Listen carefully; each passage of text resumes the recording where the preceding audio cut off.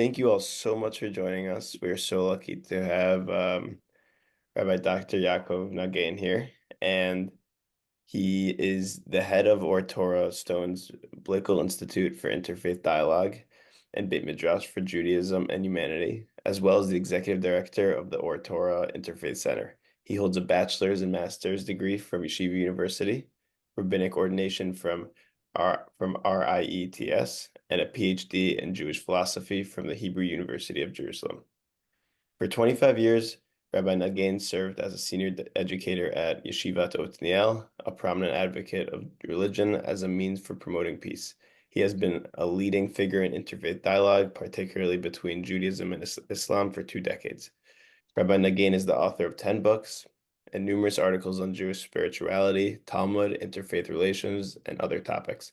He was also featured in Tablet magazine as one of the 10 Israeli rabbis you should know. His most recent book, one we'll be discussing today, is God Shall Be One, Reenvisioning Judaism's Approach to Other Religions. We are so excited to have you here, Rabbi Nagen, and the stage is yours, so take it away. Okay. Thank you, Yitzchak. For many years, I've begun every talk by today's date, because there's something remarkable about today's date. It never was, and it never will be again, which means today will never come back.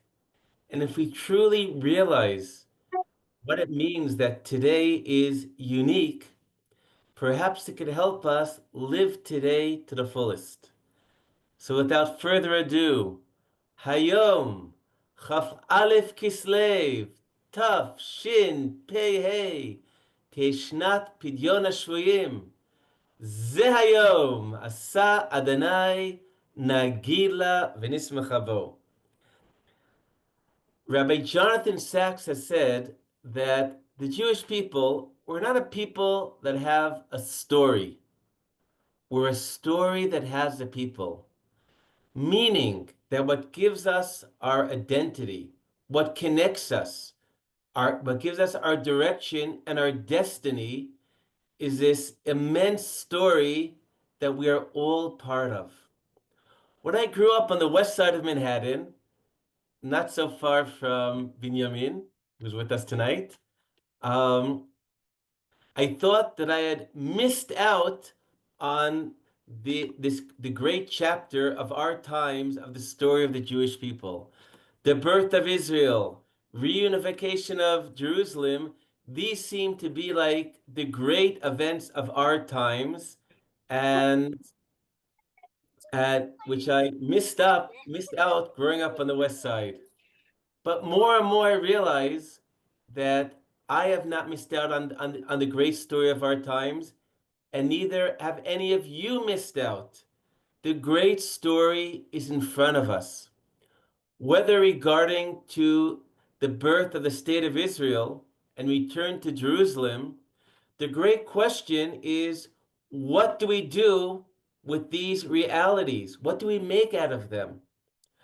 Furthermore, the vision of the destiny of the Jewish people to return to our homeland are part and parcel of a broader vision of the Jewish people finding and healing our place within the great story of humanity. And it's that topic which I devote myself and the recent book about the place of the Jewish people within our religiosity, within our identity, in this immense great story of humanity. Um, insights and perhaps insights about the fulfillment of Jewish destiny of the return to Israel and Jerusalem is to realize we have to be active partners with God for things to happen. History doesn't happen by itself. And therefore, I feel the same way we needed activism to lead to that aspect of the vision of the future of the Jewish people, of the return to Zion, so too activism to realize other parts of the destiny of the Jewish people which include something which we perhaps understand the necessity even more in our global society, finding our role and our place in the story of humanity. And the significance of this issue should be obvious to all of us. We know that every tefillah, every prayer in Judaism, we end with Aleinu. The Aleinu Shabbat ends with a call for all of humanity to call together in the name of God, envisioning a world that by human cooperation, together calling in the name of God, Bayomahu yeh Hashem echad u'shmo echad. On that day, God will be one and his name will be one. So if every single prayer we end with this vision, we should do something about it.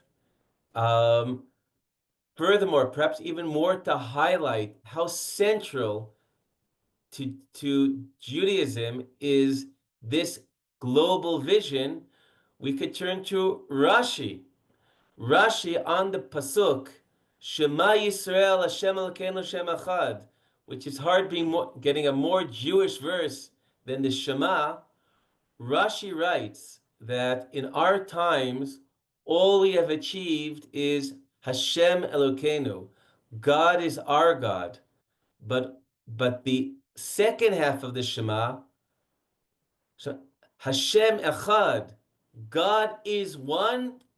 God is one, Rashi writes, will only be fulfilled when we are together with humanity. And then Rashi quotes those two psukim that are central to the second half of Shema, of Likra Kulam B'Shem Hashem, all calling in the name of God, and the verse of Bayomu Yashem Echad Shmo Echad. Rashi writes, only together with humanity will truly Hashem Echad, will God be one.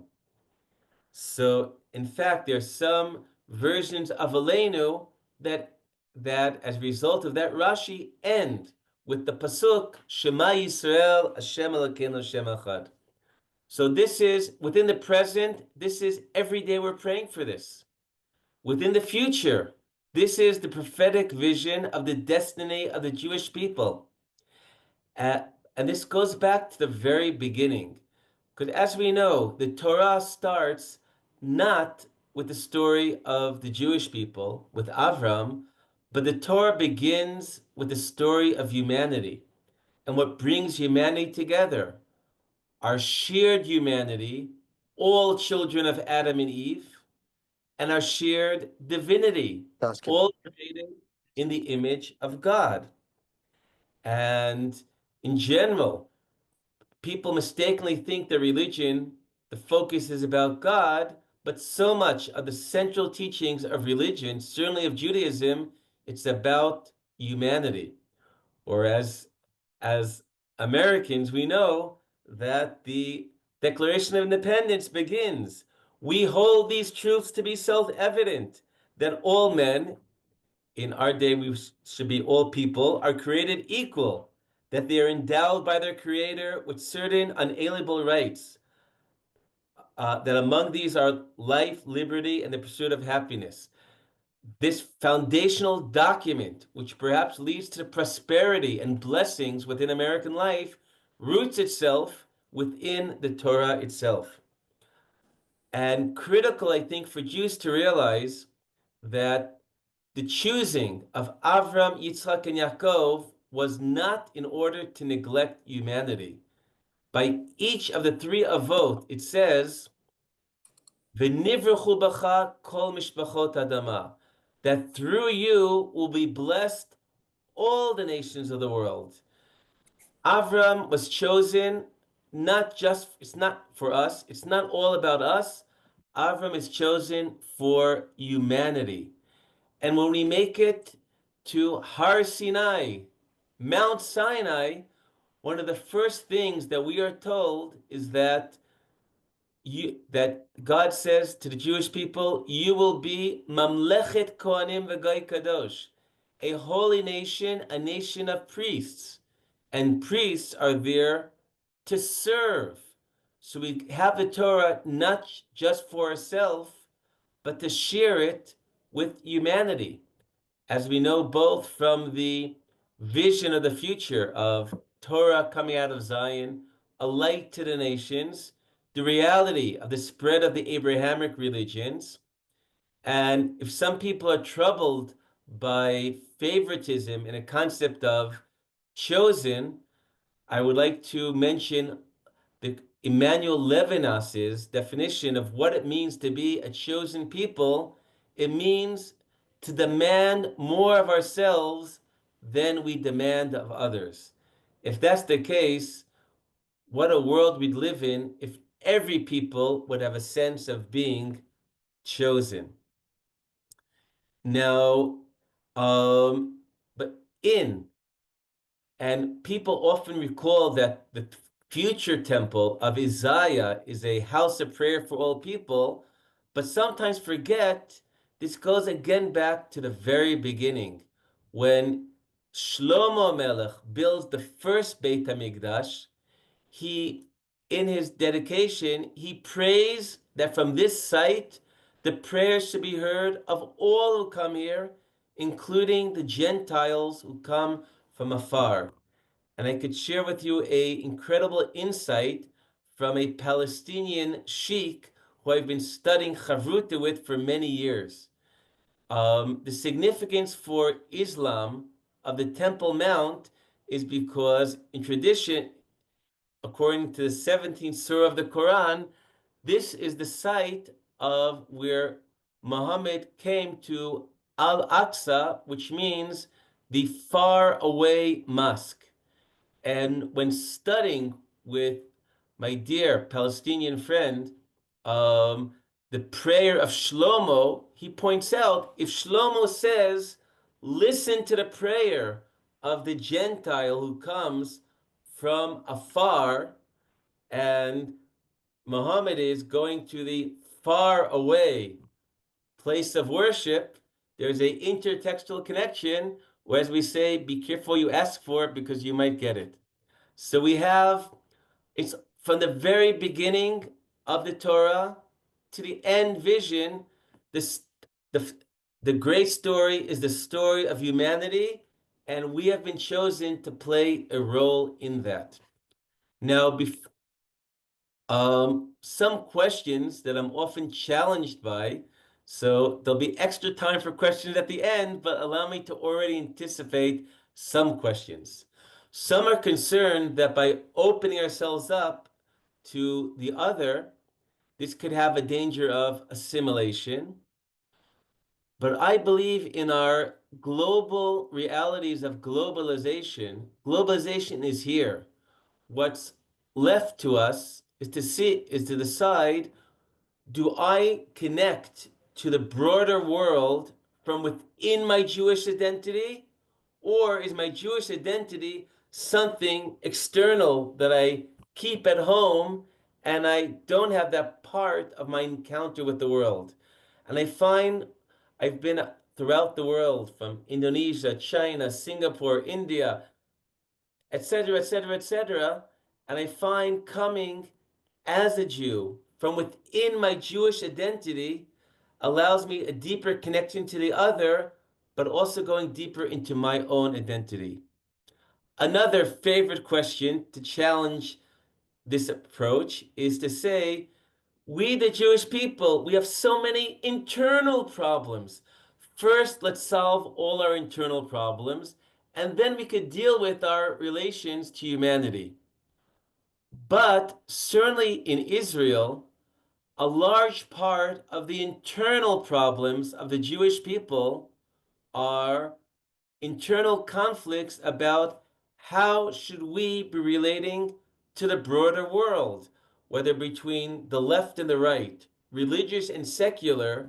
The issue of the Jewish people, our relation to humanity, is one of a very divisive issue within the Jewish people. Finding a way that deeply committed religious Zionist Jews are at the forefront of building bridges and connection with humanity, This could help solve some of the internal strife and within the Jewish people. But perhaps most of all, and yet anticipating yet one more potential question, is what about October 7th? October 7th, which destroyed so much, certainly our trust and many of our relations with the broader world, with anti-Semitism throughout the globe, but it is critical to realize, and perhaps this is one of the most important points to realize in our times, after October 7th, the need to build bridges and connections between the Jewish people from within our deep identities and the broader world is more, not less important. In Israel throughout, there are signs, biyachad ninatzeach, together we will have victory to succeed. But in a conflict of global proportions, biyachad ninatzeach, it's not enough just having our Jewish brothers and sisters on board. That would be a good start, but it's not enough. We need to build partnerships and allies. We don't have to be alone. Yes, there's evil in the world, there's anti-Semitism in the world, but there are other forces, and finding our connection with broader humanity, this is a way to harness these forces in this global context. So perhaps let me share some of my activities on these issues since October 7th. Um, what one The foreign ministry asked me one day to receive, together with Rachel Goldberg Poland, the mother of Hirsch of blessed memory, a large group of Christian leaders from Africa who came to pledge their solidarity with the Jewish people at these times. When Rachel told over the story of the kidnapping of Hirsch, I turned to the audience. I said, from the book of Jeremiah, it tells about Rachel crying for her sons. This isn't, Can I take some of your stuff from the table for you? please. Sorry, so I had a comment I didn't. And I said, friends, this isn't the past. This is the present in front of your eyes. Rachel crying for her sons, hoping for Vishavu Banim Leguvalam, that the sons, the children will come back. This isn't the past, this is the present. And they swore loyalty, and they will continue standing with the Jewish people going home. But something which might be um, more surprising to those who aren't aware of all the dynamics is a major aspect of our work has been with the Muslim world. The evil axis of Iran, the Hezbollah, the Hamas, they would like to create a narrative of a global struggle between Islam and Judaism. We cannot fall into their hands. Considering that there are more than 1.5 billion Muslims in the world, we cannot play in their hands and accept this narrative. Rather, we must strengthen the opposing vector that Jews and Muslims, we have deep connections, heritage, shared beliefs, combating that vector, among other things, strengthening the Abraham Accords. I can mention that only a month ago, I was in Abu Dhabi, in the home of Ali Rashid Nuami, one of the architects of the Abraham Accords, the chairman of the Committee for Foreign Affairs and Defense of the United Arab Emirates. It was a warm meeting at his home, but that very week, a Chabad emissary in Dubai was murdered. And Ali Rashid's response was very powerful. Um, First of all, the Emirates captured the murderers almost right away, and Ali Rashid, he flew specially to Israel for 3 hours to do a shiva call by the family of that victim of the murder to show he is with the Jewish people at this time. And in general, when he was asked after October 7th, what's going to be with the Abraham Accords, his response, the past of the Jewish people is not Paris or New York. My apologies to all the New Yorkers. This is not their past. This is not their future. The world must understand Israel is here to stay. So the issue of religious identity could be weaponized as a source of evil, of conflict, but religious identity could also be a source of connection. I feel it is a existential necessity for the Jewish people to build a story, build a narrative that our deep identities, our deep religious identities can and must be a source of connection and not of conflict. In fact, in a recent publication, which hasn't come out yet, about Jewish-Muslim religious fraternity, to tell the story based on the extensive work in God Shall Be One, Reenvisioning Judaism's relations to other religions, our new book, which is out, building up the story that there is a shared vision, a shared story that certainly with other monotheistic religions, we could join together, calling in the name of God, fulfilling the Aleinu, and from that joint story, creating that shared identity to empower the Abraham Accords and stand up against those narratives of global conflict that are being used against us. One thing that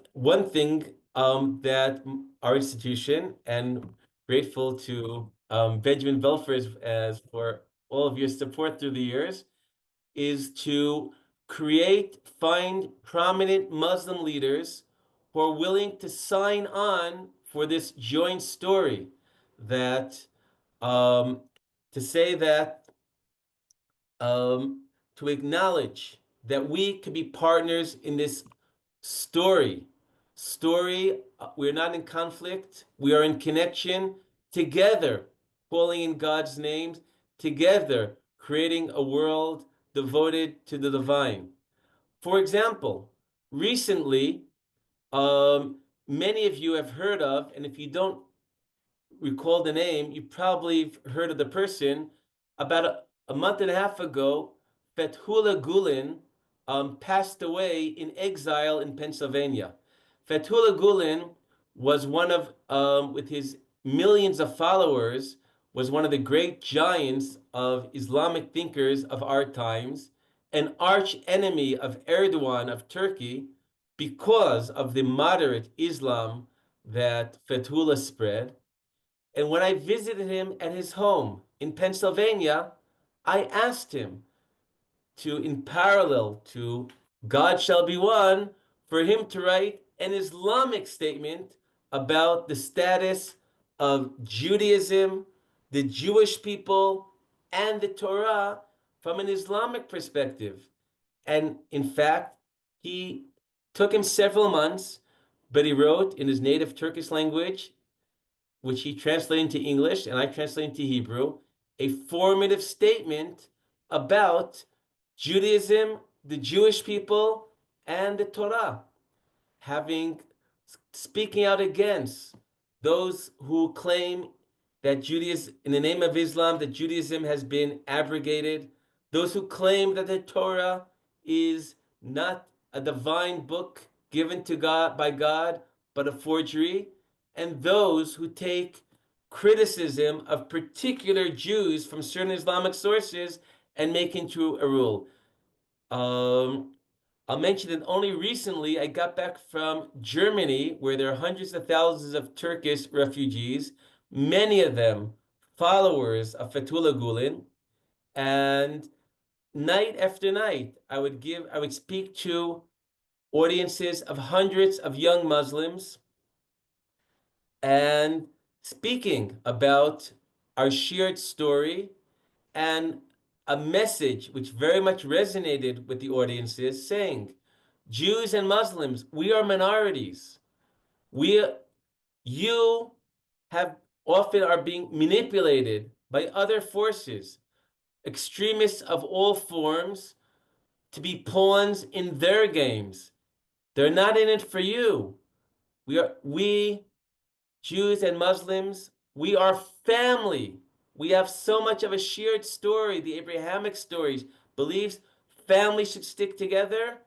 Don't let extremists, all sorts of forces, set you against the Jewish people. So after post October 7th, these issues are more and not less important. Let me try to get to some details of the basic approach of towards other religions, and then we will save time for responses at the end. One popular and I believe misconception of many Jews is that the vision for humanity for all of those non-Jews is the 7 mitzvot of the children of Bnei Noach, or 7 for 70, as some of the Chabadnikim like saying, 7 mitzvot of Noah for the 70 nations of humanity. Now, it certainly would be a great start for everybody to keep the 7 laws of Noahites. But those 7 laws are mostly about don't do evil. Don't kill people, don't steal, don't rape, don't blaspheme. That would be a good start. But the context of the laws of the children of Noah, the world was destroyed in the time of Noah.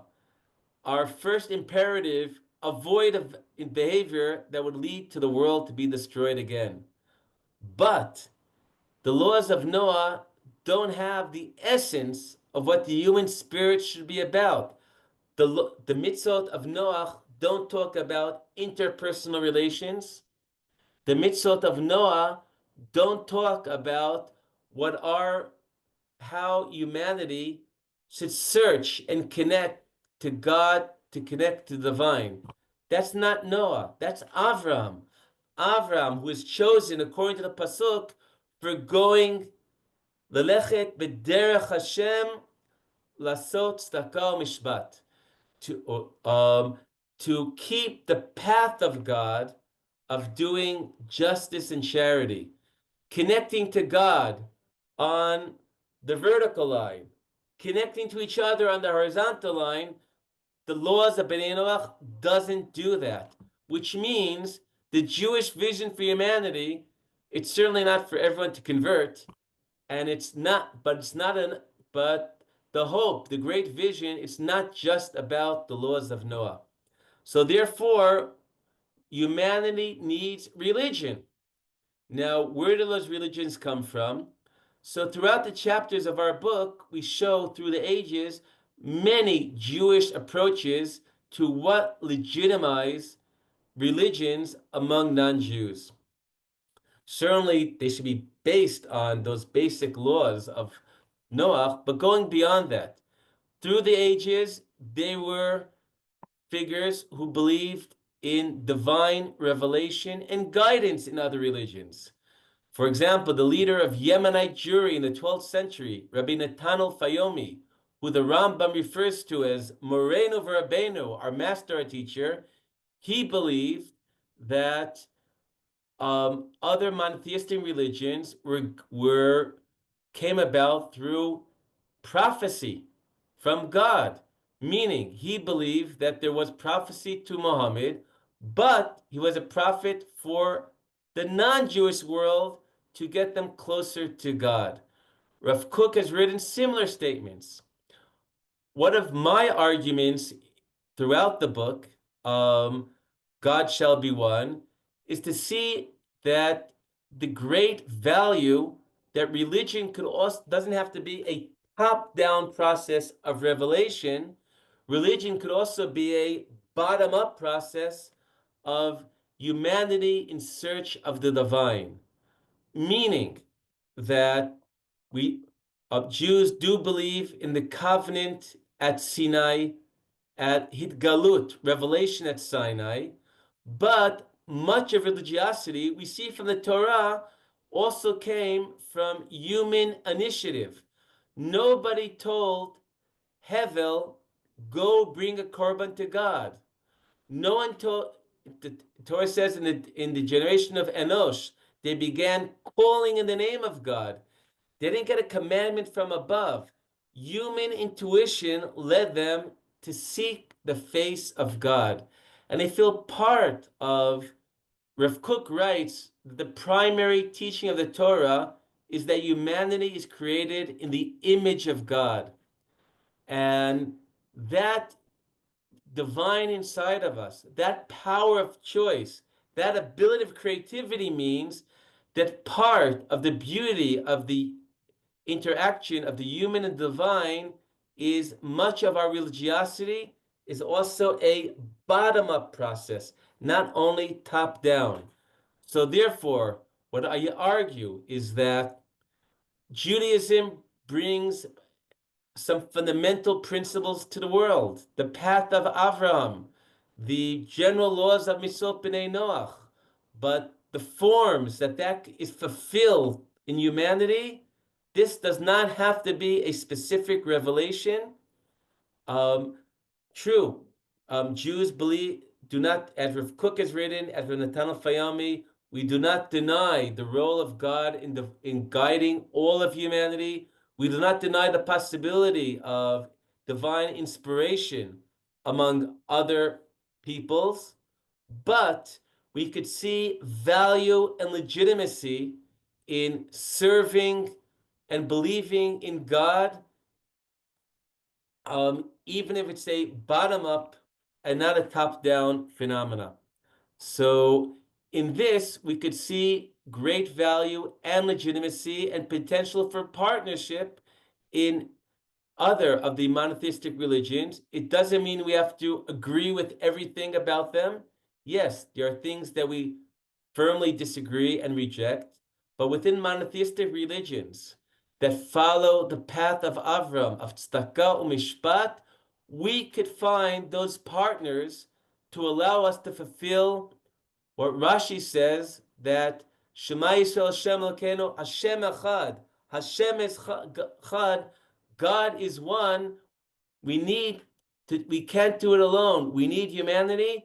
We could fulfill that within the context of other nations within their religiosity. Even on a personal note, in general, I've quoted it several times. Close to my heart is that verse of Likra Kulam B'Shem Hashem Ulavdo Shechem Echad. And for me, it's personal because 2 years ago, I had a major brain hemorrhage, and my dear wife first turned to our Jewish brothers and sisters for their prayers. But then my children said that Abba would want you to turn also to his non-Jewish friends. So my wife took my WhatsApp with Google Translate. She turned to all my friends from the four corners of the earth, and there was an overwhelming response. And with the skill of the doctors, B'chastei Hashem and the prayers, I'm still here. And for me, that was a small fulfillment of that verse, Likra Kulam B'Shem Hashem, the vision in the book of Tzfanya of humanity together calling in the name of God. But there's a second half of that verse, Lavdo Shechem Echad, serving God one shoulder. And nobody quite knows what does it mean to serve God one shoulder. So the translators in English usually translate it, serving God one agreement, one accord. But one day, um, in August before the war, a large group of Black American imams came to Israel and did a learnathon with us, and came time for their prayer. So they faced Mecca. The rabbis and rabbaniyot, we faced the old city. And after calling together in the name of God, each in their own direction, my dear friend Talib Sharif, the Imam of the Nation Mosque in Washington, gave me this massive hug. And when he gave me that big hug, I noticed that when you hug somebody, you're heart to heart, you're face to face, shoulder to shoulder. And I realized that's what it means to be one shoulder. So the verse is telling us we should have that vertical, humanity should have the vertical line of calling together in the name of God, but also that horizontal line of serving God one shoulder. So this is a verse, this is a vision that I believe the Jewish people have, part of our destiny, part of our responsibility for the world, to heal the world, to create this to be a defining narrative among humanity and our religious identities. And within God Shall Be One, the product of our Beit Midrash for Judaism and humanity, we try to present what is the theological, halachic underpinnings for this truth. If I would take, for example, and there's, and again, this is very rooted in sources and precedents. If I mentioned a bit about empowering the Abraham Accords, and creating a story of Jewish-Muslim religious fraternity to counter the narrative of the Hamas, let me mention that Rav Avadia Yosef's daughter, Adina Bar Shalom, says that when her father, Rav Avadia Yosef, was the chief rabbi of Cairo, when he couldn't find a shul, he would prefer to daven in a mosque, to at least pray in a place which is dedicated to Hashem Echad. And in Israel, the chief rabbi of the old city of Jerusalem, Rabbi Nevinsal, one of the great Gedolim of the very much Haredi-oriented world, I heard that he paskin that there's a Isser Diraita to desecrate a mosque. When I asked him in his home about that, he said, "This you don't have to call this a psak. It's obvious because the name of the prohibition to desecrate a house of prayer is lo taseh kein l'Shem Elokechem, desecrating a place which is devoted to God. And there's one God. There isn't the Jewish God and the Muslim God. God is God, and therefore it is obvious. You don't need a psak halacha to say the obvious, not to desecrate a place dedicated to one God. So I am not underestimating, I am not denying the evil in the world and the weaponizing religion. Yes, unfortunately, all the bad things are true, but saying there's another dimension of reality, there's another potential to reality, and we cannot ignore this potential if we seek to achieve our destiny and stand facing our challenges. I'll mention even today. Today I just came back from, as we're speaking, today was exactly a year to Ben Zussman falling in combat. His parents, Sarit and Svi, are dear friends, dear neighbors. Svi is also a former Talmid from the almost 30 years that I taught in the Yeshiva in Otniel. So we are deeply aware of these painful realities but it's because of this that we cannot be passive to change the world.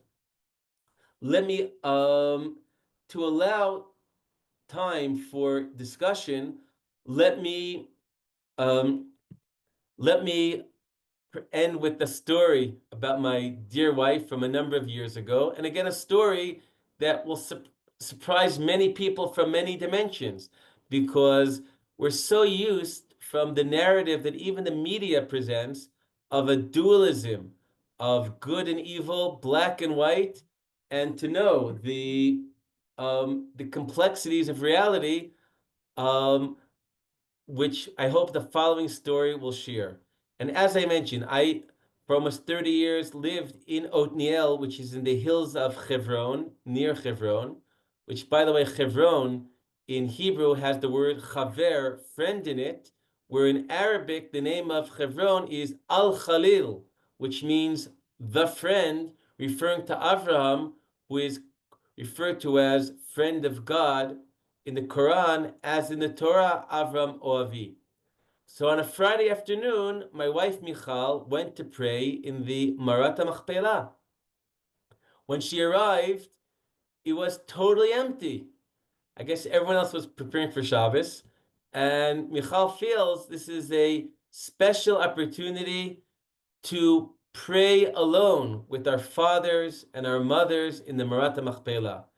She just begins her prayer, and suddenly the Moazin, the call to prayer on the other side of the Marat Machpelah, which is the Abraham Mosque, goes off. And it's very, very loud. So first, it was quite annoying to Michal that her special prayer being interrupted. But as they say, she thinks to herself, wait a second, we're praying to the same God. If you can't beat them, join them. So she thought to try to connect her personal prayer to, in harmony, weave it in to the call of the Muazzin.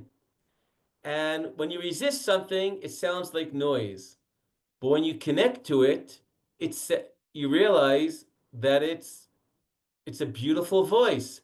So she came back on Friday afternoon and asked me, do I think that voice, do I think it's a real person, or is it only some sort of a recording calling people to prayer? So that Sunday, I had a meeting together with members of the Jewish community of Hebron, who are often demonized by certain circles. But together with the spokesperson of the Jewish community of Hebron, my dear friend Noam Arnon, we had a study group that meets regularly with some of the Muslim imams in Hebron. And so I thought to ask them. So Sheikh Ahmed Abu Snena, when he hears my question, is it a person or is it a recording? He goes, of course it's a person. It's a relative of mine, and I'll send him your regards. But here too, this is not the end of the story. That a while later, a group from the Pashtun tribe comes to Israel. The Pashtuns are a tribe that lives in North India and Afghanistan. They are Muslim, but they have an ancient belief that they are descendants of the 10 tribes of Israel. And they came to do a roots tour of Israel. And they looked for somebody. Hello, Dr. Michelle. They came to do a roots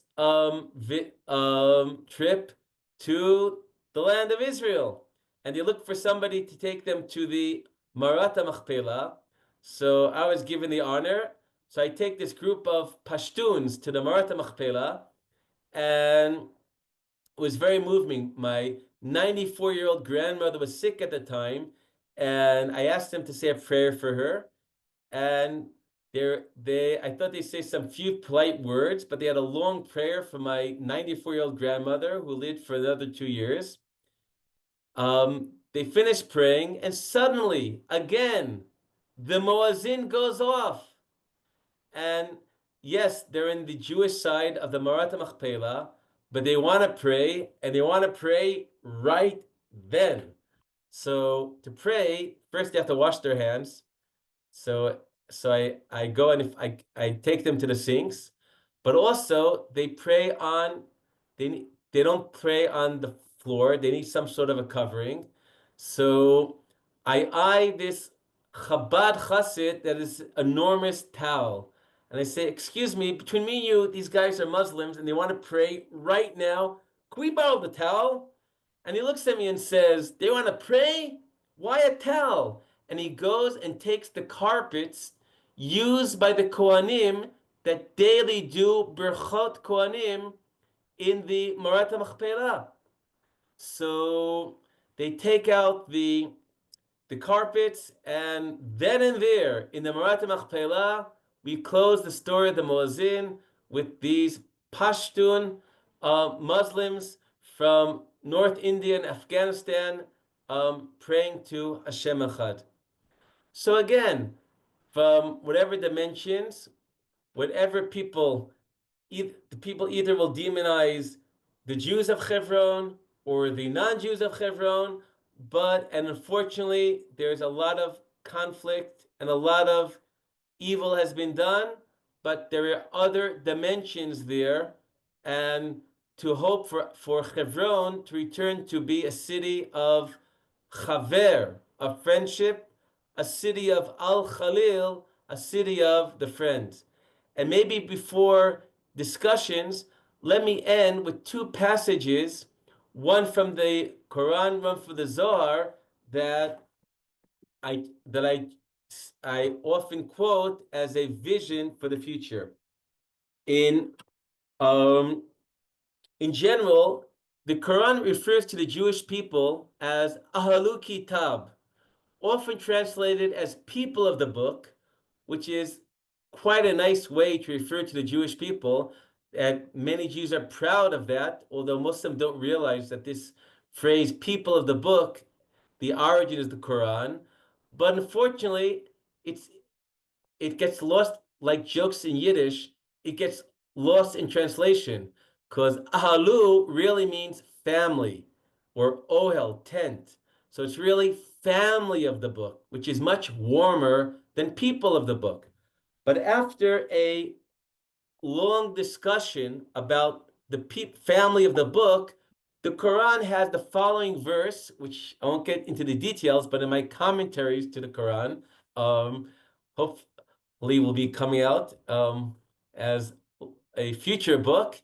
They have the following verse: hold to the rope of God all together and be not divided.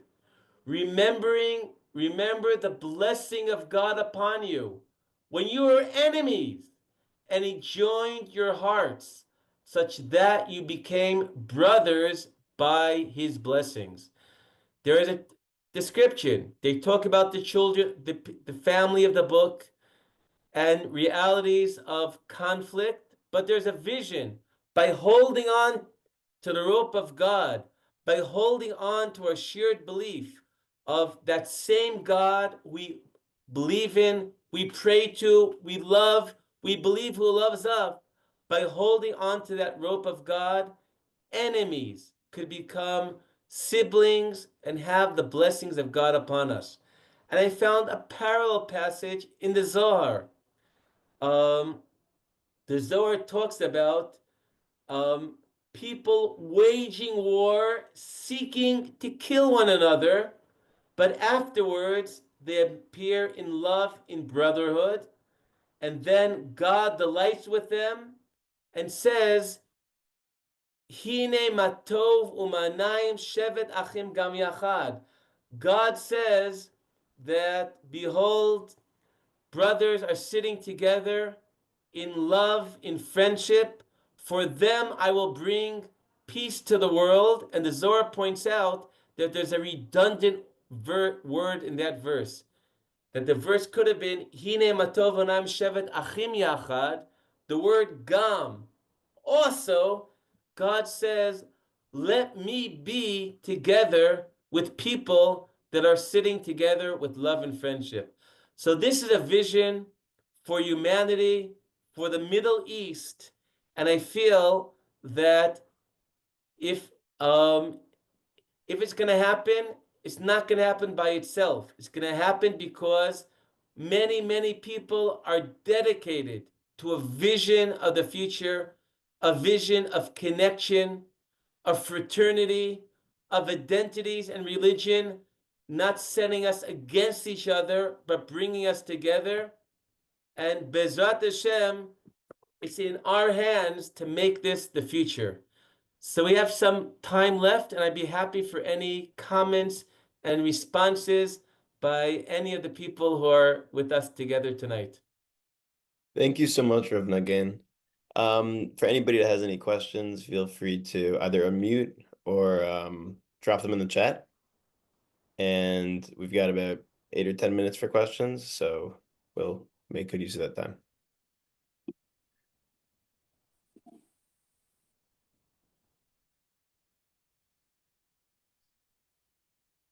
And you could disagree also, right? It's not only questions or comments. There's nothing more Jewish than debate and disagreeing. Dr. Michelle. I know I came in late. Sorry, I was babysitting. But could you talk a little bit about who are your partners in this discussion in the Middle East, for example? Certainly. So, okay, so we spoke about seeing that the vector of the Abraham, one of the good news about post-October 7th is the vector of Abraham Accords has not only survived, but has blossomed. When I got bumped from a connection flight coming home from the west side of Manhattan, going back home to Israel, and the El Al flight left without me, the only way to get home for my son's wedding was to fly to the United Arab Emirates that has 8 flights a day to Tel Aviv. Trade is blossoming.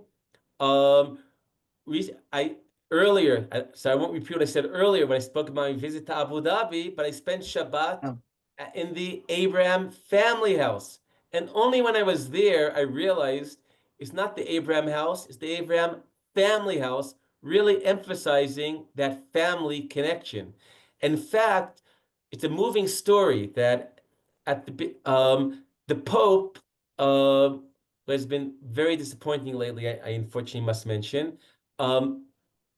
met the Mufti of Al-Azhar in Abu Dhabi, and they decided to symbolize our connections and this meeting between the Pope and this head of Al-Azhar, the heart of Sunni Islam. Let's build a mosque and a church next to each other. But the Amir or king of the Emirates said, wait a second, no way.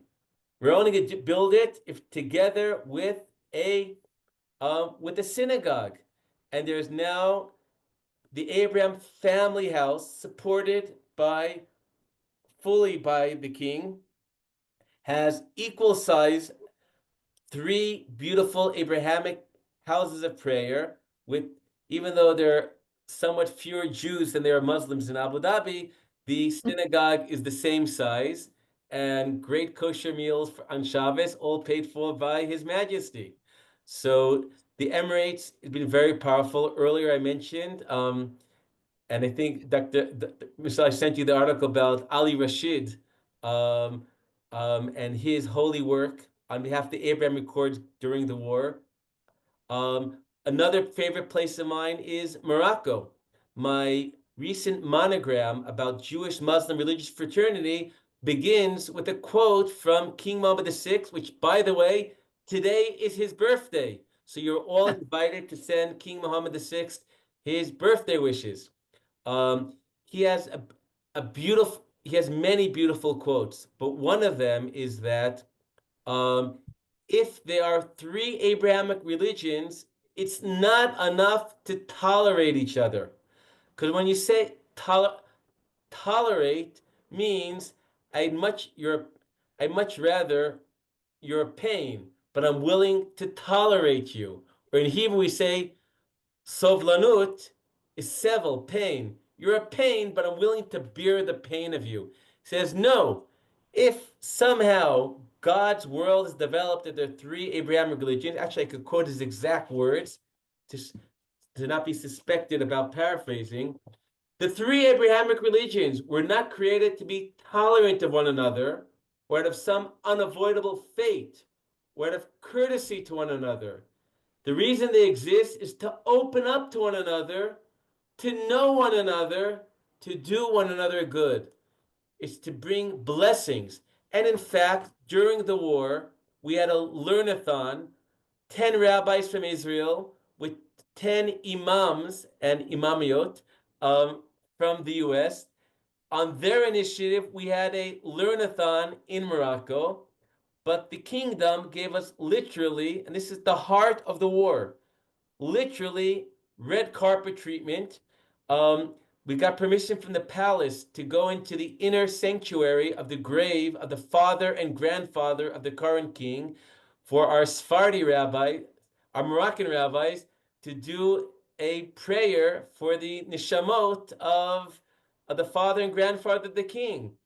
The king's primary advisor, Andrei Zulai, is a proud Jew. I remember once he broke into tears reading the Constitution of Morocco that acknowledges the Hebraic Jewish roots in the Kingdom of Morocco.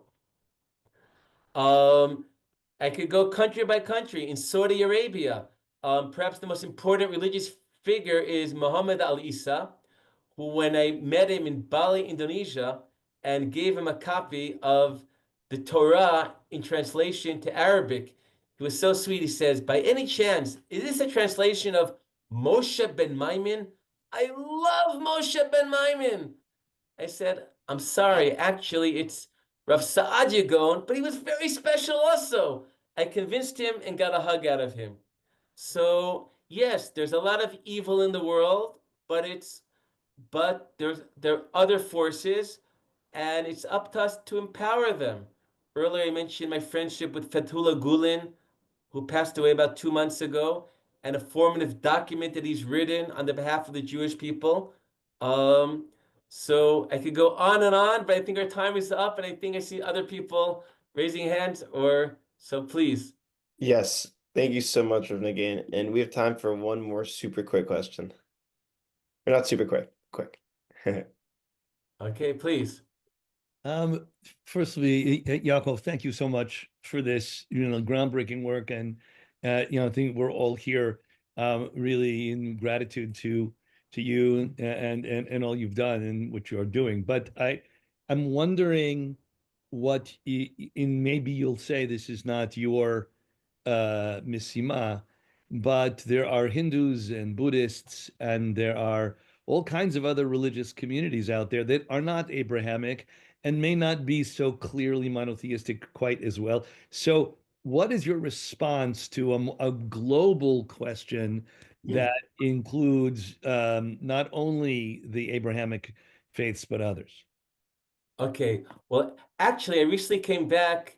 I mentioned today is King Muhammad VI's birthday, but the last big birthday I celebrated was Guru Nanak's 550th birthday, that the Sikh religion asked me to come to Amritsar to represent the Jewish people, because their most special day is Guru Nanak, the founder of the Sikh religion's birthday. And 555, who's not going to show up? So I showed up in Amritsar. You could YouTube in Times of Israel. I have some articles and films about that, and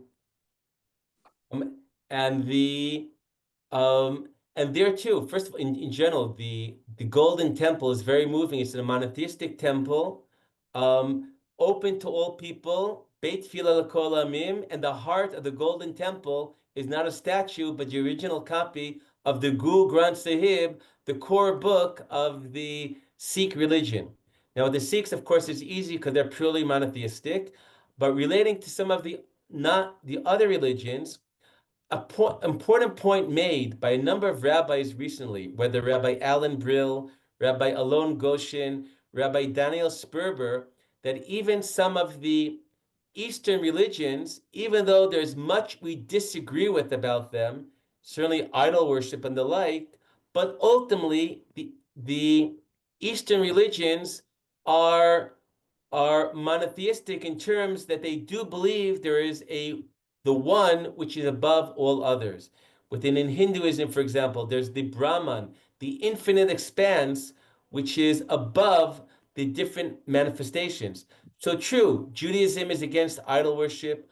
Judaism disagrees with what's referred to as shituf, believing that there are other divine beings. But as Rabbi Brill, Rabbi Sperber, and Rabbi Goshen pointed out, the fact that there is a belief of the one, the infinite one above all, and so we disagree with many of their theologies, but there are our points of contact in belief of the infinite, of the one above everything, that could still bring about cooperations and connections despite not agreeing about everything. Or sometimes I point out, even me and my wife, we don't always agree about everything, but we could still be connected to one another. So okay, so I guess our moderator will tell us that our time is up. But let me write my email to the group. So if somebody didn't want to raise a point and didn't have a chance, so I'm happy to have my open email to anyone who wants, and to give me another opportunity to respond. There are places in the world where there's a tri-faith initiative, where there's a synagogue, a church, and a mosque all in one area. And actually, I'm in Omaha, Nebraska, and there is a tri-faith initiative here. And all members of the mosque or the synagogue or the church can get together in a structure called the Tent of Abraham. Mm-hmm. Yeah. Wow. So I once thought we should have Tent of Abraham is a great concept. I thought if Chabad have Batei Chabad everywhere in the world, perhaps we should have Batei Avraham everywhere in the world. This could be so we could have Coca-Cola everywhere, Chabad everywhere, and Batei Avraham everywhere. Okay, so Bob, okay, so I have new mission you've gotten. Thank you so much, Rav Nagen. Thank you Okay, everybody it's for been a coming. pleasure. And we really appreciate you taking time out of your busy day. And if anybody wants to reach out for the code to the book, feel free to email us, or you can email Rav Nagen. His email's in the chat. And this recording will be posted on YouTube. It'll be posted on Spotify and Apple Podcasts. And we hope to see you all again soon. Thank you so much, and have a great rest of your weekend.